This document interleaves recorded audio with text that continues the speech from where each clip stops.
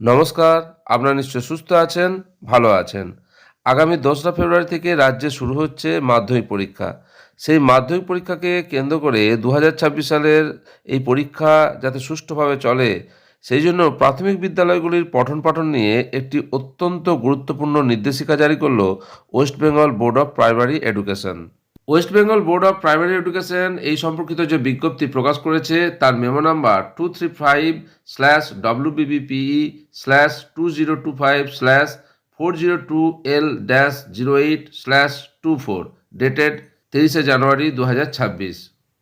এই বিজ্ঞপ্তিতে রাজ্যের সমস্ত জেলা প্রাথমিক বিদ্যালয় সংসদ ডিপিএসসির চেয়ারম্যানদের বিশেষ কিছু নিয়মাবলী পালনের নির্দেশ দেওয়া হয়েছে। পরীক্ষার দিনগুলিতে যাতে পরীক্ষার্থীদের কোনো অসুবিধা না হয় এবং শৃঙ্খলা বজায় থাকে, সেই উদ্দেশ্যে এই সিদ্ধান্ত নেওয়া হয়েছে। প্রাথমিক শিক্ষা পর্ষদ স্পষ্টভাবে জানিয়েছে যে মাধ্যমিক পরীক্ষার দিনগুলিতে রাজ্যের সমস্ত প্রাথমিক বিদ্যালয় বন্ধ থাকবে না।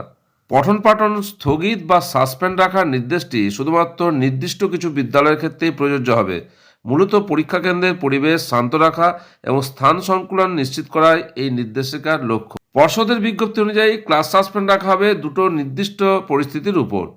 যে সমস্ত প্রাথমিক বিদ্যালয়গুলির কোনো মাধ্যমিক বিদ্যালয়ের সাথে একই চত্বরে অবস্থিত বা বিদ্যালয় ভবনটি একে অপরের সাথে সংযুক্ত, সেই সব প্রাথমিক স্কুলে মাধ্যমিক পরীক্ষার দিনগুলিতে পঠন পাঠন সম্পূর্ণ বন্ধ থাকবে।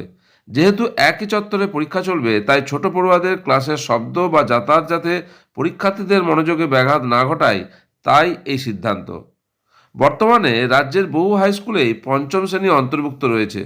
যে সমস্ত হাই স্কুল বা উচ্চ মাধ্যমিক বিদ্যালয়গুলি ২০২৬ সালের মাধ্যমিক পরীক্ষার ভেন্যু বা পরীক্ষা কেন্দ্র হিসেবে নির্বাচিত হয়েছে, সেখানে পরীক্ষার দিনগুলিতে পঞ্চম শ্রেণীর ক্লাস হবে না। পর্ষদের এই বিজ্ঞপ্তি থেকে এটা পরিষ্কার যে পরীক্ষা কেন্দ্রের সাথে সরাসরি যুক্ত নয় এমন বা স্বতন্ত্র প্রাথমিক বিদ্যালয়গুলিতে স্বাভাবিক নিয়মে ক্লাস চলবে, যদি না স্থানীয় প্রশাসনের অন্য কোনো নির্দেশ থাকে।